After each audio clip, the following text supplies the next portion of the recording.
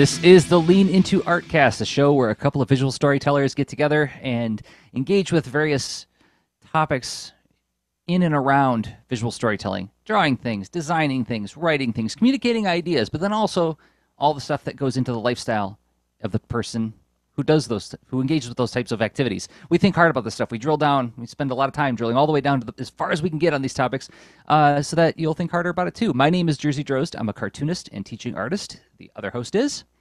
Hello, I am Rob Stenzinger, a user experience and game designer. That's different. That's a different title. Oh, I play with it. I'm a coder and designer. I'm a user experience designer. By and large, both independent and day job stuff. But then games. I mean, games got me into all this, and games keep me going too. I mean, a lot of different visual storytelling things that happen sometimes in parallel, but sometimes just in series where it's just like, hey, I got a project that's a game, and that's eating up my time. But maybe there's a project that's a comic or both, whatever. Anyway, it changes, hence the title switching up. So, I don't really bake that into my introduction either, is that when I say cartoonist, that can mean a lot of things. Do I do comic strips for the newspaper? Do you do political cartoons? No, I do comic books and graphic novels, usually aimed at younger audiences. And then I teach classes on how to do what I do.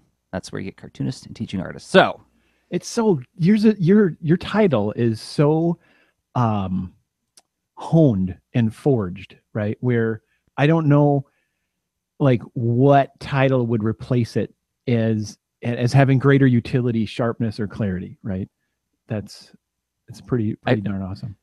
To the audience that we serve, I expect that that's probably the case, and thank you for saying that. But I recently had my windows replaced, and so like the dudes come in to put the windows in, and they ask me what I do for. Yeah, right. Yeah, and so like these guys like, what do you do for a living? I'm like, well, I'm a cartoonist and teaching artist. And they're like, what does that mean? What?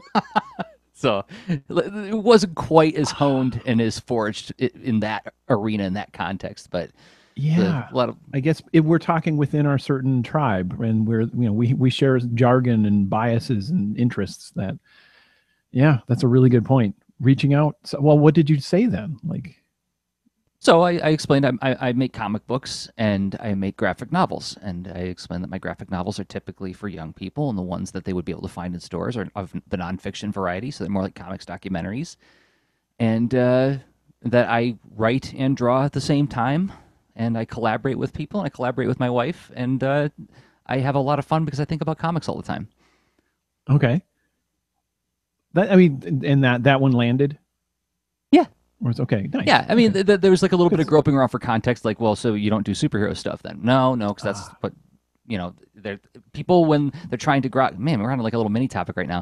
Mm-hmm. When people first engage with an idea, they're trying to compare it with prior knowledge, right? That's what we do, and that's why sometimes when people give you a critique or feedback on something, they'll compare it to something that exists, saying like for instance, I had a student say to me like, is Boulder and Fleet kind of based on Snoopy and Woodstock? I'm like, well, no, but I see we're getting that white animal, yellow animal, friends, right? One's a bird, but interesting, right? So like, which can be sometimes frustrating, but also, it's an opportunity to at least give them an on-ramp into understanding what you're doing. So yeah, but those patterns, I guess we look for them, and there are some that tend to transmit beyond like a little knowledgeable inner circle, and that makes a lot of sense. I know for sure that the phrase user experience does not go that far. I mean I can throw that one as hard as I can. And it's like, well, it's pretty obtuse and narrow, and now I'm going to have to revise my title again to how do I well, like I said, it's like it depends on what context you're operating within, right? So,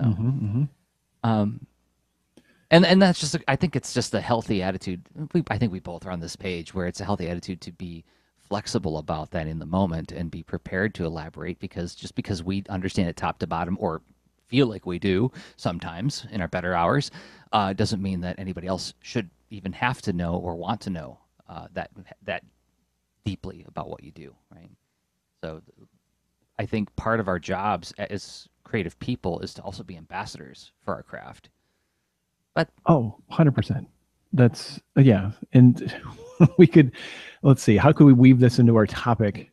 I think, watch Rob work, guys. This is going to be good. okay. And I say this with full knowledge that he's going to be able to pull it off.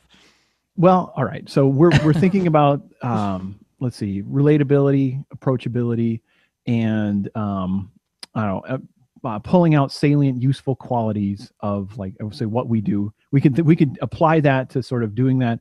What if you did that over a wide time frame and not just like the hat that you wear when you engage in trade, right? Where the wider time frame could be, hey, let's look back at the year and do some goal planning. You're laughing. Oh, it's good. All right. It's almost like you've practiced this a little bit. Uh, that's not bad. So yes, we are chiming in on the tail end of 2017, and this is the time of year where a lot of people naturally it's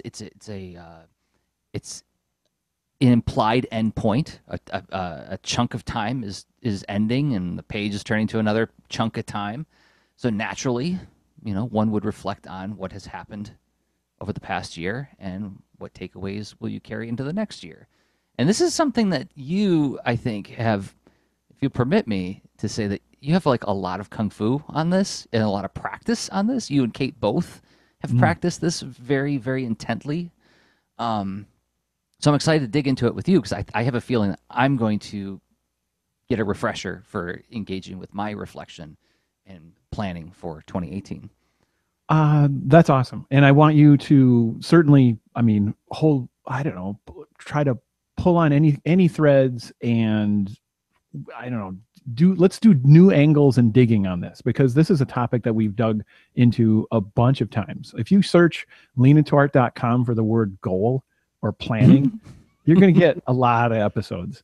And I mean, it was even hard to think like, oh, is there one or yeah, there's just a lot of episodes where we talk about this, because and the angle that I had in mind this time is like, so let's say you've been goal planning for a few years, and now you've got sort of this portfolio of this, some kind of work that represents this kind of work behind you. And how does that help or change your process? And that's kind of like evolving your goal planning while you're goal planning. And I want to dog ear this for discussion wherever it feels like it fits naturally. But Victor's in the chat and says that my goal for the next year is to launch my first webcomic.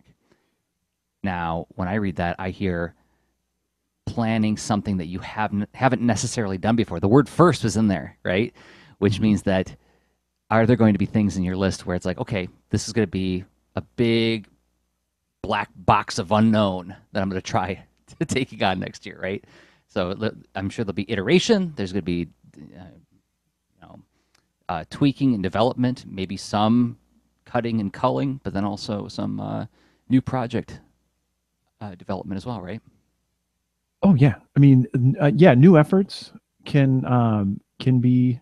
It really depends, like, on like how new this new effort is to you, and like how you've prepared or practiced so far. If there's if you've done the sort of the test small and experiment kind of thing, like if you're maybe just posting things to Instagram or some social platform that aren't long form or representing an ongoing effort, but just it's sort of similar, like it. And you can explore ideas and be really prepared to dive into something big.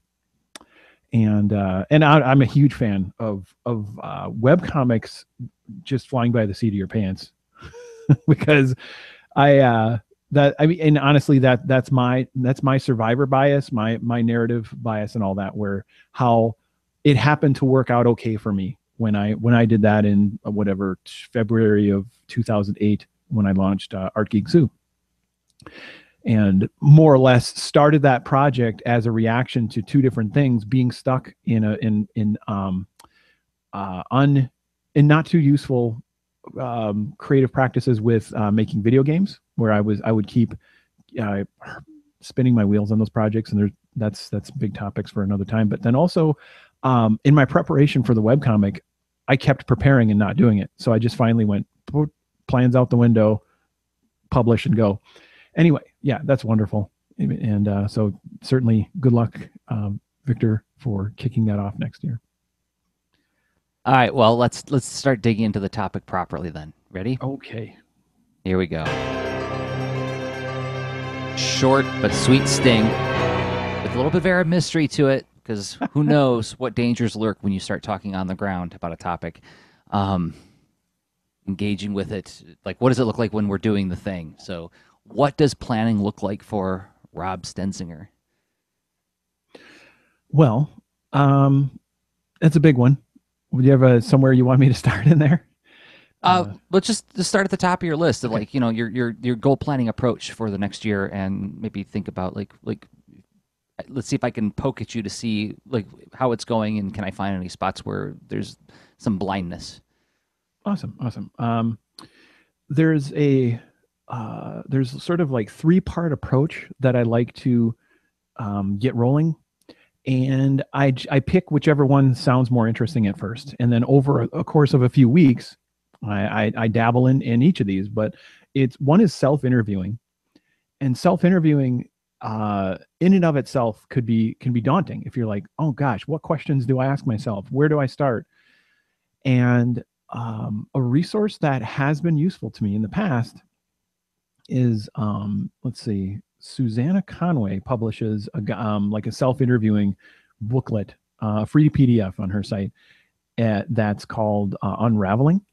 And it's this living, ongoing project that's evolved a lot, and so aspects of it I get really excited and I find really useful, but other aspects are like just not my cup of tea, right? But what is super awesome is Kate, my wife, went through and edited down like the unraveling booklet for this year, and I thought like kind of distilled like some of the like the best questions in there. So here you go. I'm interviewing myself with let's see. Oh, I should have had that right by me. Maybe I'll grab that a little bit later. But things that are all about highlights. What are your best up moments?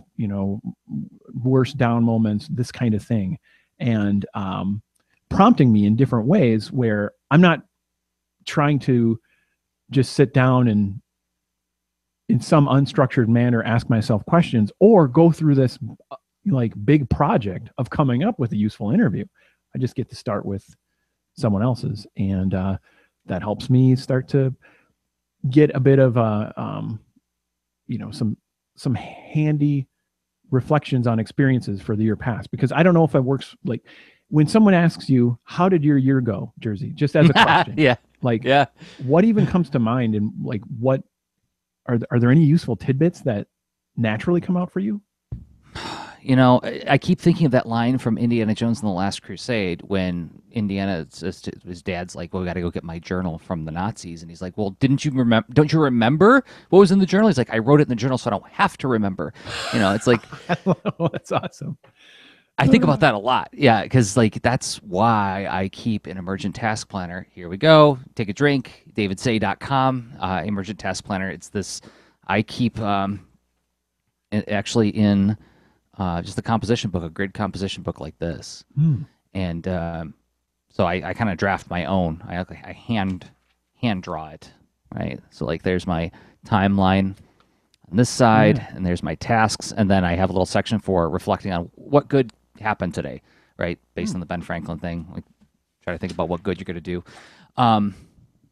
So I can't, like, what stuff comes to mind? Well, okay, did I have some major events happen? Yes. Did I have some major projects happen? Yes. How do I feel about them right at this particular moment? I don't trust that assessment. I don't trust how I feel about it right now, because big projects, big things have a lot of different kinds of feelings associated with them, and I need to go back and review to see how it felt. If I'm having a bad day, I could be like, yeah, I took on too much stuff this year. If I'm having a really good day, I'd be like, I did a lot of really awesome stuff this year,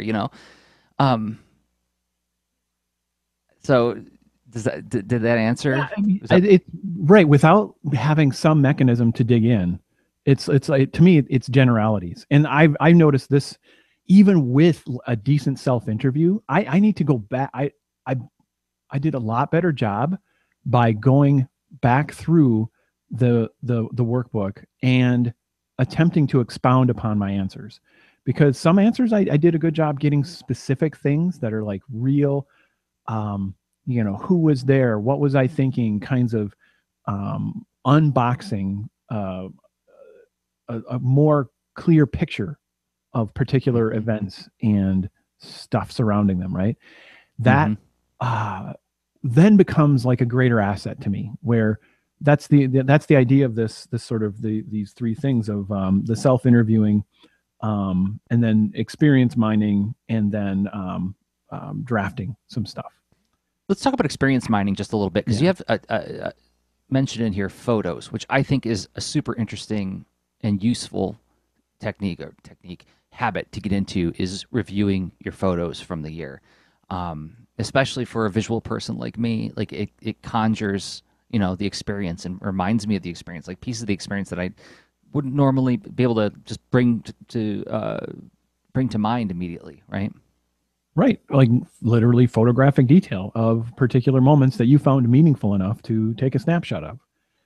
That's a pretty handy resource to dig back through, and was an immense, it was a reminder to, like, when I dug back through, there was just so many, um I don't know, like remembering different vacations and places, um just funny moments with my family around town, around the house, and all that that occurred at different times of year and seeing the seasonality and the progression of it as a sequence of events, right? Not necessarily how any one of these things was like, oh, and this is how I learned to get better and better at a thing, or how it just, I don't know. It's so it makes the year um, extra real from another angle, which is like this. Um, you're looking at your photographs and then inherently having some kind of, what's your reaction, what's coming out of there, right? And just like in the interview, and so in the experience mining, I'm also looking at my journals, and so here's the third sort of preparing. Um, what am I doing to help with the planning and getting ready to do some really insightful planning instead of like off the cuff stuff. It Let's see, the the reactions, the sort of, oh my, wow, this was an incredibly useful thought, and I realized that I'm drafting along the way.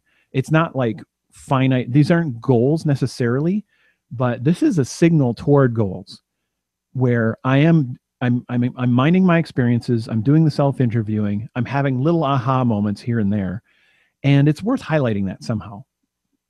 And so that's what I mentioned as far as drafting and generating reactions along the way. Um, Right.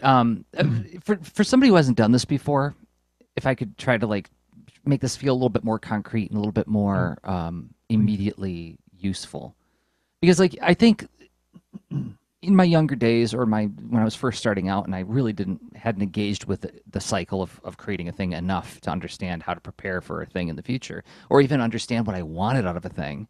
I had to like fail in some big ways in order to understand, no, that actually isn't what I wanted at all. I just thought I did because I had this proclamation above me, be a comic book artist, and anything that points to that, therefore, is a correct path, right? Um, think about so I do this exercise with my students where I have them write down, and this is somewhat borrowed from my teaching Jedi master, Mary Jo Finney. You write down the first name of a secret crush, first name of your best friend in fourth grade or whatever in elementary school, the first name of a relative who annoys you for no reason, the first name of a person who you don't like and you don't know why, those kinds of things, names that trigger emotional reactions. And then we draw a shape based on that emotional reaction, like what kind of feeling shape can you make, and then we turn those shapes into characters, and then we take those two of those characters, we make opposites of those two characters, and boom, suddenly you've got a cast of characters. It's just a quick little thinking exercise based on the idea of mining from your life and building off of emotional cues. It sounds like that's kind of what you're doing, is like goal building based off of emotional cues through looking back at your previous year. That's a fantastic. Yes, absolutely. That's what it's looking at emotions as data, and also the sort of raw output and stuff that you can both create right now to unbox it through interviewing, but also to reflect upon in mind, like literally, like kind of digging through stuff you've already generated. And so then you've got this past stuff, fresh stuff that you've generated, and then the new reactions where in a way like that are you're seeing the shape maybe of the goals that you might want to um, define based on this preparation. And uh, and and the idea is to, instead of saying, well, oh yeah, go ahead and think of a cast of characters, you have 30 seconds, go. Or even like starting with Yeah. pick a couple letters in the alphabet, now make characters out of that, whatever. You can go further in steps as far as a generative exercise to like have a little more meaningful pattern in this. And I think that's have a little more meaningful pattern in this is really what I'm trying to go for in this process, to say that I probably can come up with something good enough in the moment, but like, what if I did a little bit of prep that was fun, educational, interesting, and um, inform and where I feel like I have a wider perspective that I'm ready to use, not that I'm overwhelmed by, or I have to think of every single photo I looked at in the year and turn that into some super moment or whatever. Hmm. No, like mine it and pull out tidbits, and then from the tidbits you get some reactions. From those reactions you have the shape of your goals maybe. So what happens next? Once you do this, like you do this interviewing process, you're just capturing ideas, you're sketching out, you're, you know, drafting out ideas and seeing what patterns emerge. What happens after that? Okay, well, this is what I try to land on is sort of a useful plan that I can act on. And even if it's not fully a plan, it's like bullet points for stuff that I will continue to plan throughout the year. And it's like anchors or key flags, milestones of like, this will fill out the and define how I tackle stuff throughout the year, and I'll plan like week by week and month by month kind of thing. So to get ready for that, um, this is in the last 2-3 years I've been doing this thing where um, Kate has helped me with her metal stamping, right? Where I'll have a particular word, and this word exercise came from two places. It came from Kelly McGonigal's book, uh, The Upside of Stress, where to have some sort of small phrase or something that you carry with you as a talisman, as a reminder to like you're in the middle of some stressful situation, or wanting to be um, looking ahead at your day, looking ahead at the day or the week, and getting this really strong reminder of it, and like you can pick up or look back or unfold this thing you carry with you, right, as this reminder. And so for me, it's been carrying. I've been carrying around like a little metal stamped uh, talisman in my pocket that reminds me of a couple of words that I distilled from my goals. That if I had to summarize the goals, that's what it would be. And so, is this a um, new agey magical thing, whatever? Sure, I'm a storyteller. I like I was just gonna say, I having. was just gonna get in your way and push back on that, almost apologizing for it because yeah, we're storytellers and poets, right? And even if you don't necessarily believe in magic, words have, well, something, some language. Again, I'll use classroom language. is I do this exercise where I write the words let's go, and let's go, and I have the class read them as a group. Let's go, let's go, let's go. You read them the same, and then I change the shape of the balloon, make a pointy balloon, a round balloon, and a drippy balloon. I'm like, okay, let's read them now, and we read them different. I said, so in other words, I change the shape in the line, and you hear different voices in your head. If that's not magic, I don't know what is, right? So words have that kind of power, right? Words can make us change the way we think and make us feel feelings. That's magical. So Carl Sagan said books are proof that humans can do magic. So that's all to say. Don't apologize for it. Talisman. Right. Now, I don't typically go this, route, but yeah, and it's like I'm sharing this because yeah, I mean I've liked this and I intend to do it again. So like that's one of the elements of this as far as what happens next is this is kind of like what one of the talisman looked like. It's just like a couple of little pieces of metal stuck together. Neat. Yeah. And the words, I don't know. I'll let you guess what the words are. But let's see. Everybody guess what Rob's words are. You can either post it on Twitter or in the chat right now. All right. Fantastic. So I asked for that. Next up, as far as what happens next, right? Mm-hmm. Is this is one of the things where we make this a family event where Kate and I, before we had kids, we did this, and now that we have kids, we involve them, right? So it's we make sort of a big goal chart that we hang up in the house that we run in, and like we notice it doesn't get written or said to the stars and never thought of again. It's like, nope, you run it. We see this every day.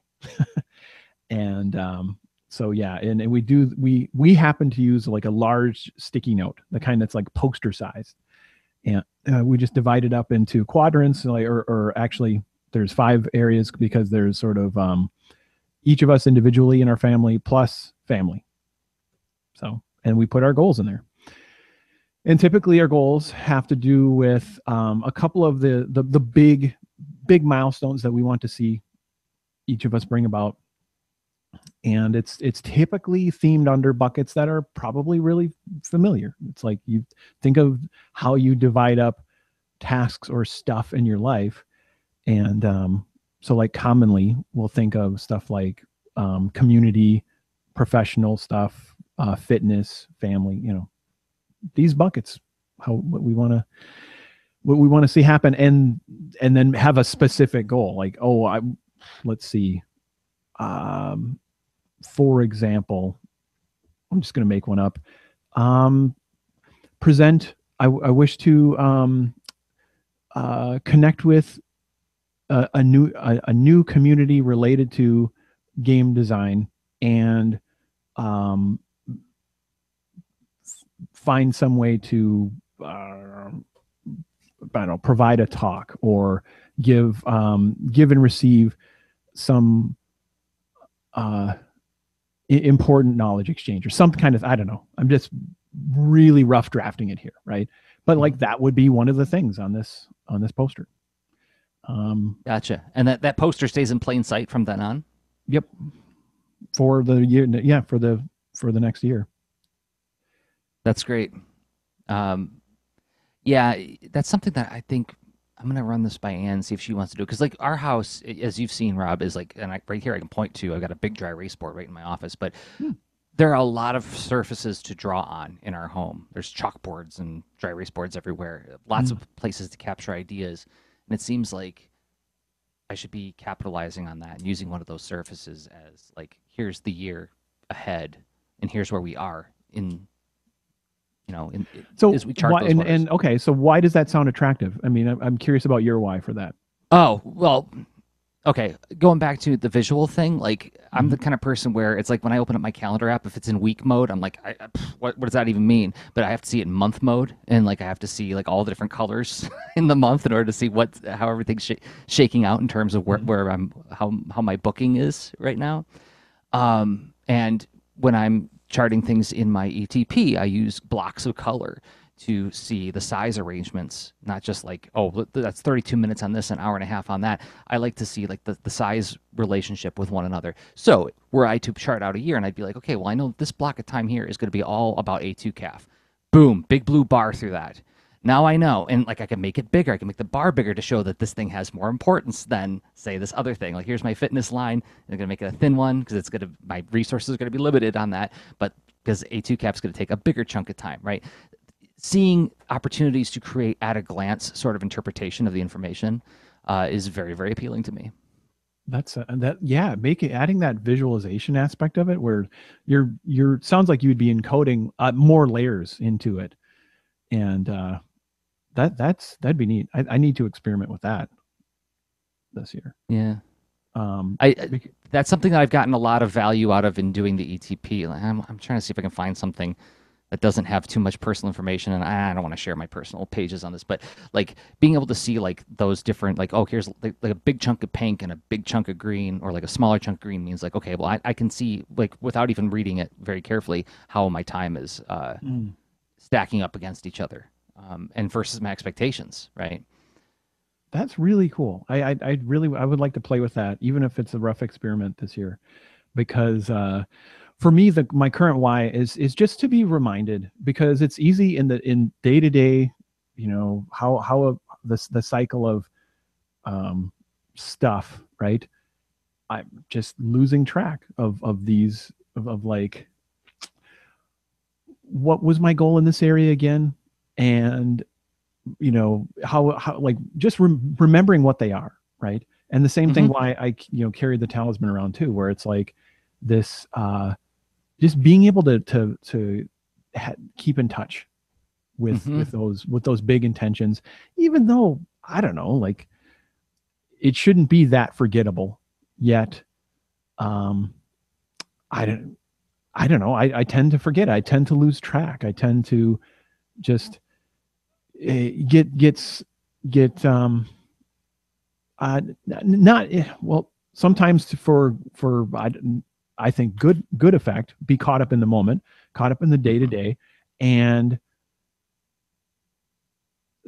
but somehow I find that goals are serving me well when I can remind myself of those bigger intentions and then do something about them. And even if it's if it's small, and how do I check in with those small feedback loops? The silly big poster in is a catalyst for that. Where If I could layer on one vanish. last little bit onto that, if I could layer on, because like Joseph Coco's in the chat saying, I always thought digital tools were better for plotting out year rather than whiteboards. I think using whiteboards as scratch pads is great. It's going to be mileage may vary, and it depends on how you run your life, right? But I'll say this for like the big whiteboard or a big poster, like a physical one, is that I have caught myself overloading my Trello. Trello being that organizational digital organizational tool. It's a free service, Trello.com, Trello, where you can. It's basically like an index card sort of metaphor for like arranging your tasks. It can tie into your calendar. It's actually a really really awesome tool. However, in planning out my months, I have found myself overloading it to the point where I just don't see everything anymore. Now it's hidden by the scroll, and I have to perform a bigger action. Not to say like scrolling is such a pain in the butt, but I can't see everything at a glance anymore with that, right? Whereas with the board, the physical limitations of it prevent you from overloading it. You can only put so much information on there, which also can be a way of winnowing down to what is absolutely crucial and essential. And then there's the one other thing. Trello demands, like my use of Trello demands that I check in on it every day. If I forget to, it's not top of mind, I might overlook something. Whereas if it's a board that's like hung in a prominent place in the place where you live, you kind of can't avoid it. Maybe it becomes background noise, but it's also every day you have a quick at a glance. Those would be the pros and cons of each, I think. Downside of a big board, doesn't plug into your calendar, so it doesn't auto update events on your calendar and give you a little buzz in your phone saying, oh, this thing is due. But that's more of a granular kind of day-to-day planning thing anyway, which I think a digital tool would be really, really good for. Yeah, and to me, how I tend to define this, that's a different job, where the major thought process is what I think we're describing, right? And like key elements and defining those, and for me, as far as why I go through all this, is to try to have just a lot of confidence and ability to say like, yeah, I know why I picked that goal, and then and I arrived at it, and then working the plan in the details. That's the other part of the what's next. And I think really, tools like Trello can naturally fit there. Tools like Emergent Task Planner, or something that's about the your day to day in touchness with the stuff that you said you wanted to do. And there's just a ton of options. Like I happen to use, it depends. For every collaboration, there's a different tool I use. And also just for me, at like across collaborations, I still tend to use OmniFocus. Mm. So Trello and OmniFocus are two tools you should check out today if you haven't already. Oh well, but yeah, I as strong as those tools are, I don't think they would serve me well in this planning and this analysis and reflection and design process. mm-hmm. That's a different strengths. Agreed. All right, so how about we move on to the second part of the show in just a Mhm. minute, and if I could tease it, I'm going to read your words, Rob. I'm gonna make you culpable or complicit for this. The case against goals as magical wishes, part of a ritual, even perhaps a generator of disappointment. All that is waiting for you in the second half of our show. But before we do that, we got to thank some people who make this show possible. And those people are the folks who support us on Patreon. Patreon.com/leanintoart. What is it? If you haven't heard of it, it's like Kickstarter for ongoing projects. Like every month you can give us an upvote by saying we believe in you and we believe in the stuff that you make. So here's like $1 a month, here's $2 a month, whatever you think, whatever value you think the show has for you. And we want to thank 5 people who've been doing just that. First up, Owen Jollins. Owen Jollins, you can find on Twitter at Comic Colorist. The word comic and the word colorist. So there's 2 C's in the middle of that. Rachel Ross, NYC Terrace on Twitter. Thank you, Rachel, for supporting us. Becca Hilburn at Natto Soup on Twitter. Also, Natto Soup on YouTube if you want to see some tool unboxings and tutorials. Catherine Sugru at Cat Sugru on Twitter. Thank you, Catherine. And finally, Kelly Ishikawa at Kelly of Ishikawa on Twitter.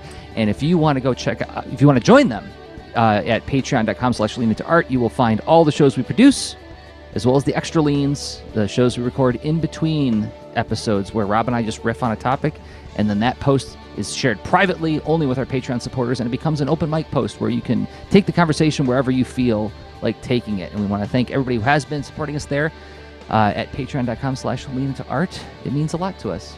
It really does. Thank you. And one other thing we don't mention very often, you do get a couple of sign-up goodies too. There's a digital comic from Jerzy and one from me as well. Forgot about that. Yeah. Yeah. So, all right. Ready to do the second half of the show? All right. Here we go. This. Another short transition. Now we are 10,000 feet up. So what do you mean goals are a generator of disappointment? Not me. I make good goals. Okay. Well, all right. Fine. I'm going to fully occupy this role now. So your good goals have never led to you being stressed out and being worried about not measuring up and sad and frustrated about, hey, my current circumstance doesn't match this thing I was really wanting to see come about. What the heck? Yeah, that happens all the time. Didn't I say recently on the show, like, you never ever want to collaborate with me on a comic book project because I just get so anxious about where everything is and like all the moving parts? Yeah, you did mention that. Yeah. Yeah. I'm a very unpleasant person to work with when it comes to that. Not like I'm mean, but just more like I'm just always like touching on the shoulder, going, "Is everything okay? How are we doing? How's everything going? Everything all right?" So yes, goals do not protect me from anxiety. Goals do not give me a sense of predestination. Goals actually give me it gives me a target to hunt for, and I'm always trying to move the viewfinder to keep that thing in, lined up in my crosshairs. My arms get sore. And okay, so back to quick side note on the habit you mentioned about the anxiety and the feedback loop of of the things that are planned and on the calendar, that's being a good project manager, right? Maybe, Mm. I don't know, anxiety might be an optional side to the main dish of the calendar management, but commitments and resources, right? But like that's a powerful skill. I like how you recontextualize that. It's a flavor of working with me. That's a spicy anxiety. that's All that's right. right. Yeah. Oh, No, I don't think you're alone in that when it comes to the calendar stuff because right, it really, I mean, as the year ticks along and you've put these magical goal wishes into your magical wall hangings and data visualizations and pocket stuff, whatever you carry around like a piece of paper you fold up. Hey, that's great. Good for you. Now, now how are you feeling that it's August and you've barely done any of them? Or, right? mm-hmm.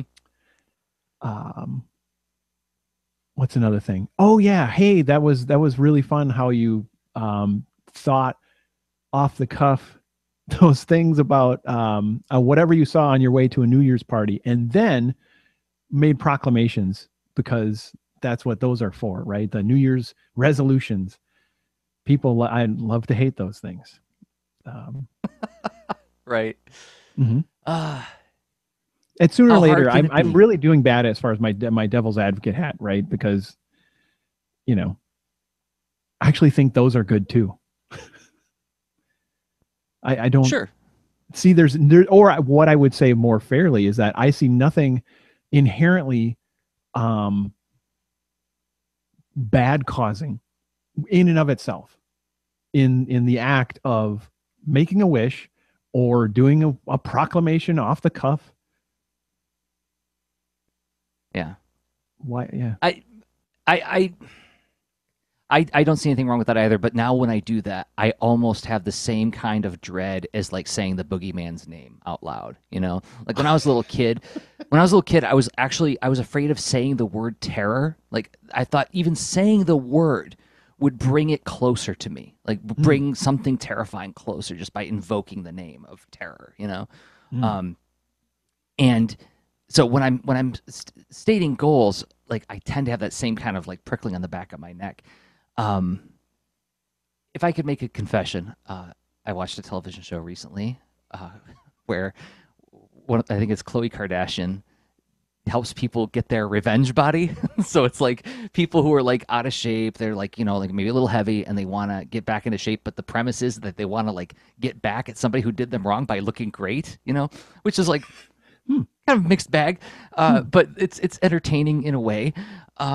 But like what happens is they come in with this proclamation like I want to have an awesome body and I want to make my ex boyfriend really really jealous and like okay.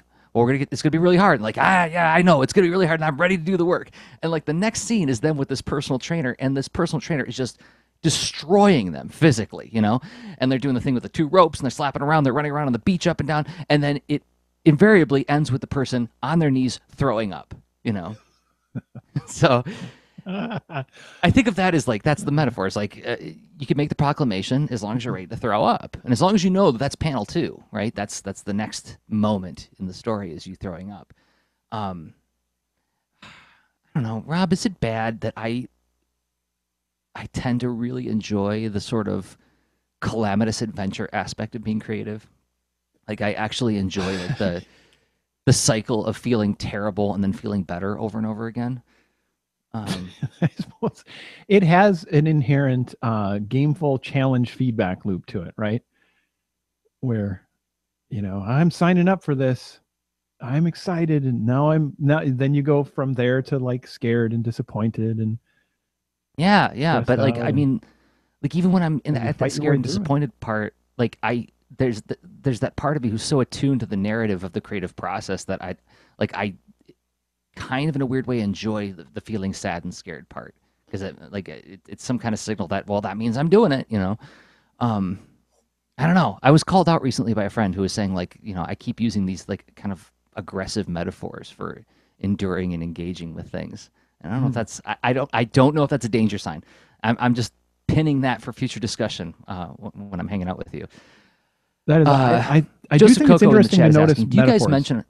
Oh, like that. I do think it's really interesting and useful to notice metaphors, and that's totally a thing to journal, in my opinion, because then you can I pick up see. on a pattern of like, oh, I think I might be framing this, whatever. And so I do that too. Like there's I worked with someone who had a lot of a lot of rough metaphors for harsh things that were about doing something positive, yet I was like hard. I was losing the signal in the metaphor there, but Was it? I thought I read this on Twitter too, where somebody was saying like they wanted to, or maybe it was you. No, I think you retweeted it, where somebody was saying like they wanted to like get rid of the metaphors of like, oh, crushing it, destroying it, as being like really like that means that you're doing great. I'm crushing it today. What are you crushing? Why would you crush something? That's awful. aren't you making something? You know? I thought you're building up something, right? Yeah. Yeah, I love that. That's I love tuning into that kind of thing. Anyway, side and a little Okay. tangent. And you mentioned there's Oh, Joseph Coco's in the chat, and he asks, "Do you guys mention on social media when you miss your goals? There's definitely a survivor bias for that too." Um, if it was part of the conversation, possibly. I mean, so inherently, like being part of art challenges, that's been part of it. But mhm. personal stuff, yeah, I think I've podcasted plenty about how I don't go that personal, and that's for my close Right. relationships and friends and stuff. So Right. so yeah, I mean, wherever that accountability feedback loop is, I still stay in there. If I miss a goal, but it's typically not that wide of a net if it's personal. So Yeah, and I'm trying to think, like, because I was thinking about like, I was watching some folks who were engaging with NaNoWriMo this year, and a few of them chimed in to say like, well, you know, on November 1st, I thought I was going to do it. Here I am at November 30th, and I've got 1,500 words. So I guess I didn't do it. Like they actually, admitted to it. Um, with art sound off, and again, these are smaller things, as these are microcosms of it. Like I missed some days, but I managed that because I actually telegraphed that before I went on my trip. So, mhm. hmm, do I do that? I don't know. I'm gonna have to go back and look to see if I ever discuss any of that stuff publicly. Um, Oh yeah, there's I think there are with yeah, it depends. Like, but as far as the kind of goals that I'm describing right now, that's not typically something I publish that wide. But I don't know. but that Maybe has less to do I with could. that's not a shame thing that's operating there. That's more of like these are boundaries that I maintain, both positive and negative, right? Exactly. Yeah, it's pretty much just a. It happens to fall into the category of like, oh yeah, this is closer to the chess stuff all around, and yeah, Can not we with that. can we dig at that just a little bit though? If I can Sure. interpret Joseph's question, maybe this isn't Okay. what he was aiming for, but I'll just like I see that as an opportunity to like grab onto that. And you said pull at strings, I'm pulling. Shame. I set this magical goal and I didn't. And I threw up, but and I did all the things I was supposed to do, but I still didn't. I didn't hit that goal. Shame on me. Woe is me. Or life isn't fair. All of these awful feelings that go into it. But the goal. But the goal. Um, what do you do with that? Or do you engage with that? Does that something that does that narrative happen in your head? Yeah, totally. I mean, it's I will have and this is where maybe I also like the difficult questing stuff related to projects and trying to test my capacity where it's like, can I bring this other thing about, and do I care about it deeply? Absolutely. And is it at high risk to potentially happen? Yep. But that doesn't change how much I care about it. The year goes along, and like some of these projects, like they don't get finished, they don't get done, right? And that's hard. That's a difficult thing. But yet, this is where the whole the umbrella that maybe this topic fits under for this episode of us talking about goals and stuff is like there's a recurring thing of like now there's a narrative of you go through the experience of like, well, what you set, how you set it, the experience of however you managed it throughout the year. You've got a wealth of like potential things that you've learned from how you approach this. So that narrative of stuff not going well is actually really valuable experience. That this is why I don't rally against wishes and proclamations and like those are just rough draft goals, and someone's getting started. I'm like, we're good on you. Come on, join. Go ahead, throw some goals into your in intentions toward what you want to see come about, right? Even if you're not setting yourself up to succeed that well, where hopefully you'll learn from that and then think that there is a systemic cyclic thing to this. I can get better at that. And then that's what's and then honestly, that's what this, I'm not saying I'm a guru at doing goals. This is something I do practice a lot though, and clearly we like to chat about. Yeah. And then that it happens in cycles that have lots of ups and downs is super informative to me and attractive, even if there's lots of failure. I think that word, if anybody takes away a word from our discussion, I think that's one that I think is really kind of buried deep down and integral to the way we engage with things, is acknowledging that cyclical nature. Because I think part of that shame business in goal, making a goal and maybe not meeting it, is inferring that there's some kind of linearity to it. Well, I didn't do it, therefore I don't deserve, right? I failed. We're in a room with failure again. Bad on us. Whereas if failure is I almost spoiled the movie. If failure is an important part to the learning process, then we can feel those feelings of shame and disappointment. But that's only a signal that the previous cycle needs reevaluation and iteration for the next time around. And even that's not protection from anything, right? There's it's totally bound not. Doing this many years in a row, still not protection, right? The protection comes from like habits and practices that I do think change your likeliness of succeeding, because like what you will probably take into greater account what are your skills and capacities, what kind of outcomes are you trying to seek, how are you putting yourself in a position to get to those outcomes, and that that is this learnable skill or learnable set of skills, and the tools you can find and acquire and adopt and practice to like to develop your own approach. How much I think that's yeah. I think that's a great thing to remind ourselves of, because I think that sense of disappointment and shame is further magnified if we interpret failure as our some kind of intrinsic inability, rather than, no, this is a signal that you just have to learn something more, and you can. And even that, if you're stuck and then you realize, oh, there's mindset psychology. So I'm looking at my how this year went with a really fixed mindset. If for instance, you could say like, oh, I'm not a failure.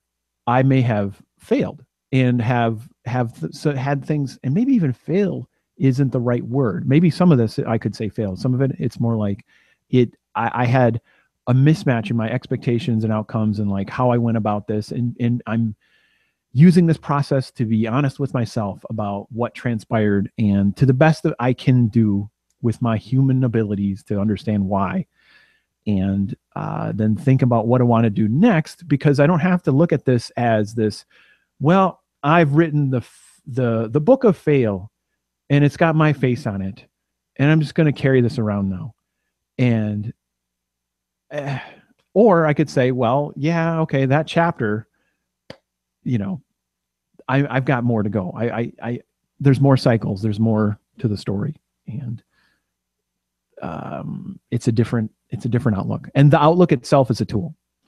And if you aren't trying and failing at the goals and then adopting new tools, then I don't know, I think maybe you're missing out. Do you want to move on to final thought in a minute? I think that might be a perfect thing. Okay. I think that was a good stopping point for 10,000 feet up. And I don't know, what are you thinking in terms of what the final thought will be? Let's see. What I'm trying to think about hmm like off the top, what would be something that we've not really covered yet? Like there's sort of the baggage of existing tools and why try something new or why keep doing the same approach. Mm-hmm. So maybe Right. Yeah. When do you know that it's time to try out some new tools, and in what way do we try on new tools? Right. okay. Um, I think that's great, and why even do it? Because like if everybody's every, I think we both have place a lot of value in individuality and try not to talk to people like they're a herd. So if each one of us is different, then how can Trello be an effective tool for everybody, right? hmm So okay, let's talk about that in about a minute and 30 seconds, maybe 2 minutes. But before we do that, we gotta thank some other people who make the show possible, and those people happen to be us. We make stuff. Rob, do you want to start this time and talk about This Panda Needs You while I play the game? Oh, sounds fun. So yeah, I make a game called This Panda Needs You, and the situation is there's a little cute panda walking along, encountering stacks of blocks. These blocks are like little physics puzzles and pattern matching puzzles. Well, they're not much of a puzzle until a cloud actually comes along and knocks the blocks over, right? Nothing personal. It's just what the cloud does. And so here's the panda needing your help. And then as you go through the levels and you put things right, the panda celebrating is like, hey, you're progressing, you're getting this pattern, further and further toward what it was. Awesome. And then once you finish, there's one more little dance. Off you are to the next set of shapes. Cloud knocks them over again. And there's like over 50 levels and it's available for a lot of different platforms. Chances are you've got one of these things. So it works on your iPhone, your iPad, Android phones and tablets, and also on Mac OS desktop and Windows desktop. Jerzy happens to be playing this on a Windows tablet. Tablet UI is actually a really fun way to enjoy the game, but works well with the mouse too. So you can learn more about it at this-panda.com or search for it in your favorite app stores, iTunes, Android, and then itch.io for the desktop versions. And if you've already purchased it, and thank you for doing that, leaving it a review if you haven't is a great way to help Rob and the game reach a wider audience. So I make comic books, and the comic I hope you will check out today is called Boulder and Fleet at boulderandfleet.com. It's about two best friends who go on adventures together. It's fantasy adventure, kind of like imagine Sylvanian families in Tolkien. Oh, are you still here? Am I still broadcasting? Yes. Okay. So. Okay. Sorry, your preview video froze, and so I thought, oh my gosh, I just lost my internet again. Anyway, it's animals and people clothes and going on adventures. And there's a Patreon for it you can find at patreon.com/Jerzy, where I post behind the scenes stuff, upcoming stuff, and as well as like desktop images of the characters doing fun things. Just dropped a new one the other day of poor Fleet trying to eat a piece of cake while Pickles is sharing what is apparently a good joke to her, but not to Fleet. And then let's desktop. Well, so yeah, those desktops are a fantastic bonus that you do every once in a while, and yeah, it's great comics, great stuff behind the scenes. A lot of good reasons to support you on Patreon at patreon.com/Jerzy, right? Just my first name.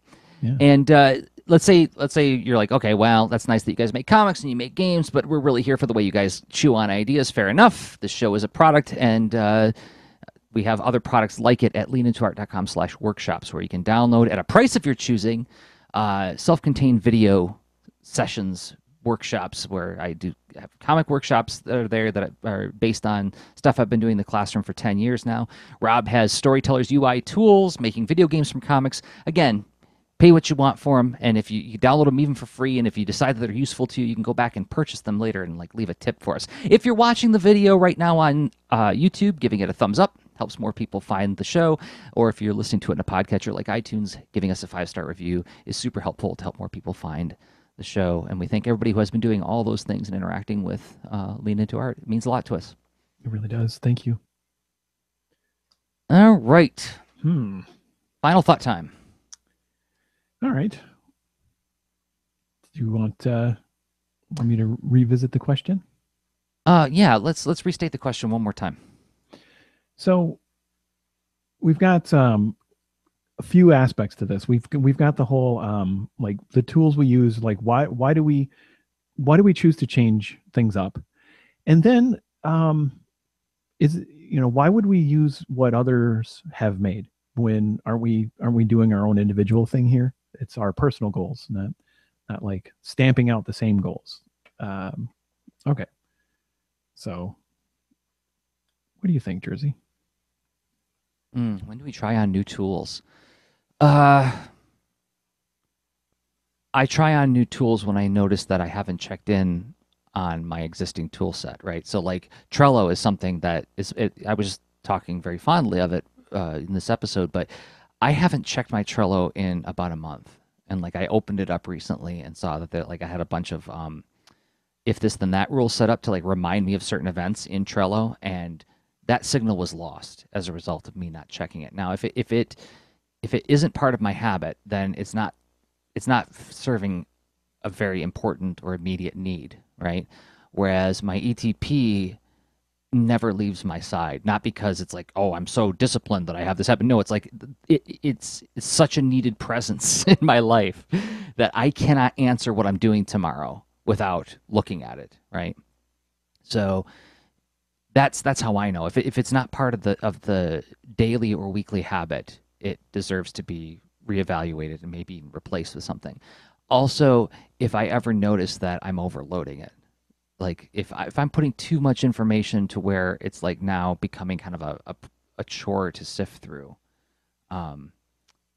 Nosby was one that I used to talk up a lot in the past. That was one that fell off because I overloaded it with information, and it ceased to be useful the way I was using it. That's a really interesting one. I actually did a sort of a reset in my OmniFocus a couple months ago. And I had been, so let's see, I'm someone who tends to do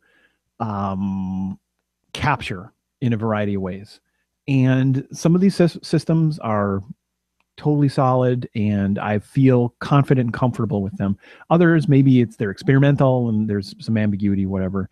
And then sometimes there's this underlying this tension or frustration or annoyance signal that that I get from what I expect out of a tool isn't quite working. And I didn't know, it's like I needed to stop and dig into why. And so for me, I really overloaded OmniFocus with some types of capture. And it really was, to me, a tension between a knowledge management solution and like, what am I trying to do to extend my abilities of remembering stuff and having like an enriched mind of things that I want available, right? Versus managing my sort of tasks and time and attention, right? Where I went way past that line with, OmniFocus is typically a tool where it's like, well, what do I have going on this week? And what should I tackle today? And what have you?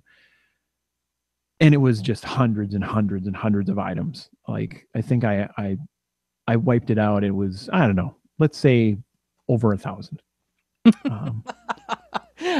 How many bookmarks did you have in Firefox at one point? 25,000, I think. I love bringing up that statistic. Yeah. So yes. And so, but that was an example of like this enriched, like remembering like the favorites of any of my web exploration. Right. And so that had a job, but then it also broke Firefox back in the day. I don't know. Anyway, that's why I switched to pinboard.in and I keep on bookmarking. Nothing will stop me now. The unlimited cloud Pinboard.in is still around, huh? That's awesome. Pinboard.in. That's right. It, yeah. Anyway, it was the successor to Delicious. I remember that was. It's good. Yeah, your mileage may vary. So I happen to have a few different places where I store stuff, and they have it's almost like they're little libraries that they're good at a particular job, right? And I know which library to visit, but like but OmniFocus as a library was a big mismatch, right? And that really got in the way. Like I had a hard time wayfinding, and it's like, what sifting through all this stuff, like which project, which tasks, and there just was way too much.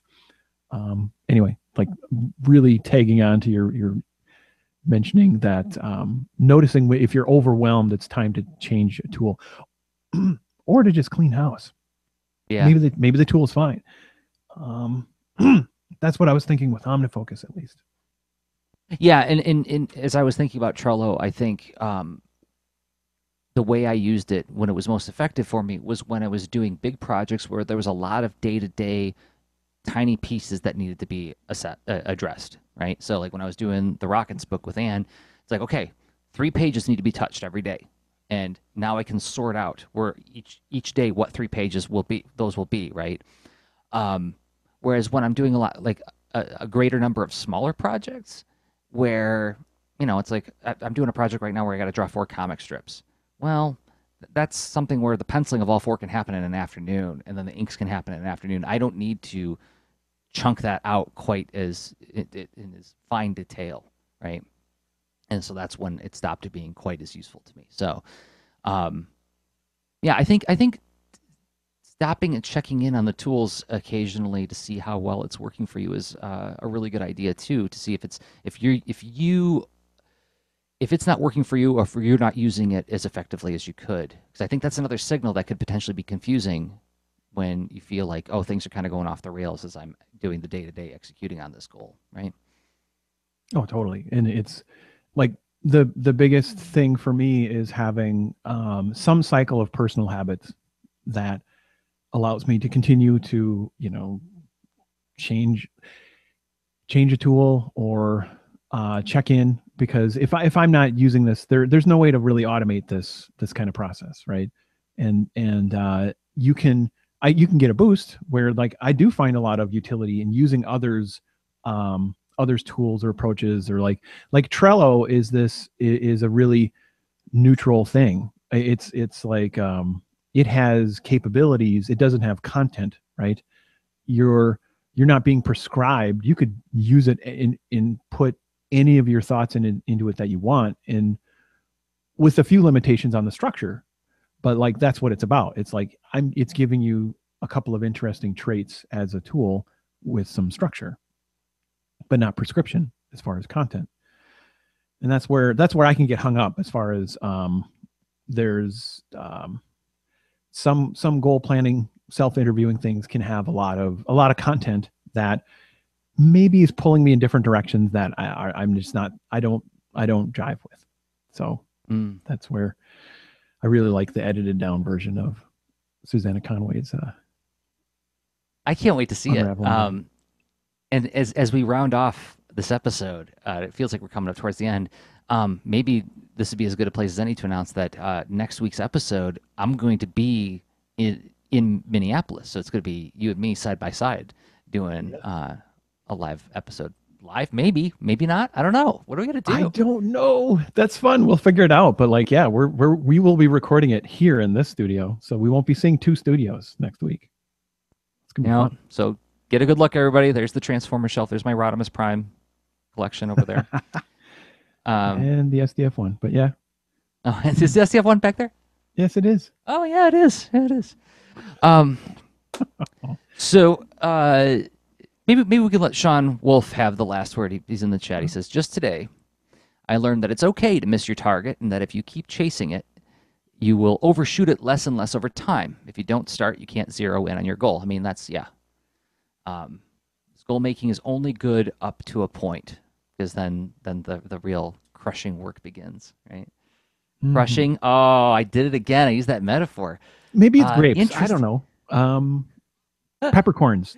The interesting work begins. The challenging work, let's just say interesting. Interesting. It's very interesting. May you live in interesting times, as the saying goes. Well, if you make a goal, you will. Did we do a Yeah, show, Rob? because I think we did. Yes, we did. If you make a goal, it will be this frame that you can interpret your year through, and hopefully it looks good. But you never know. It may just be a picture of something that didn't go as you hoped, and throughout any of this, I'd be curious to hear. Like, we'll have to do some kind of check-in episode about goals. Not surprisingly.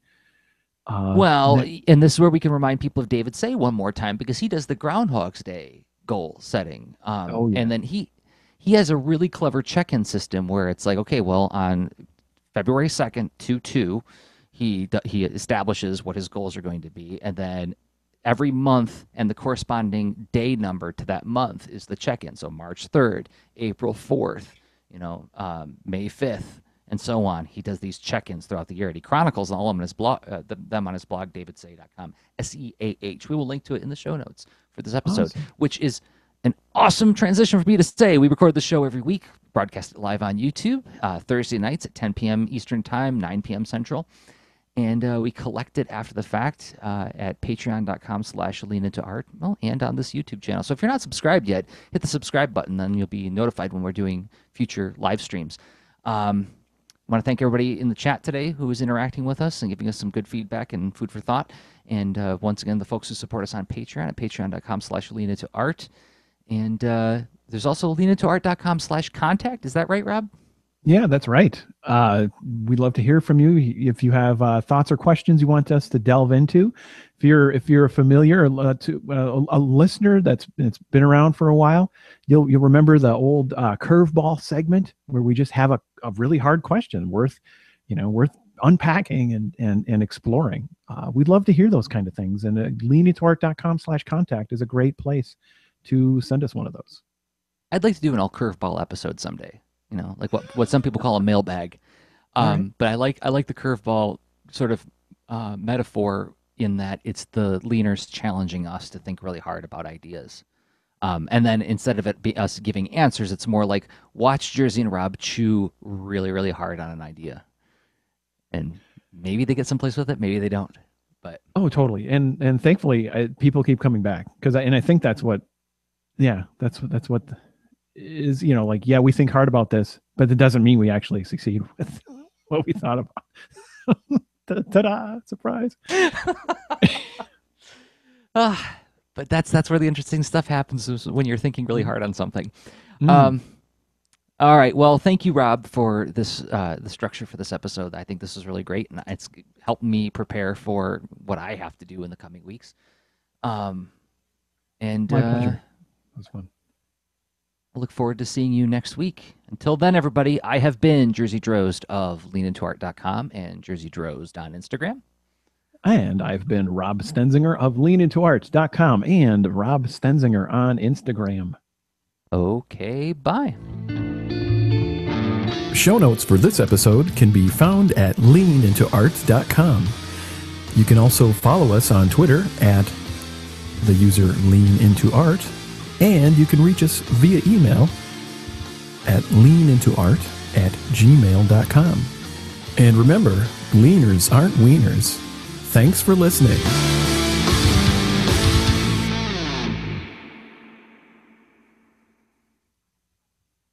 Okay, gang, I'm going to shut off the stream. Thanks for hanging out with us. Yeah, thank you.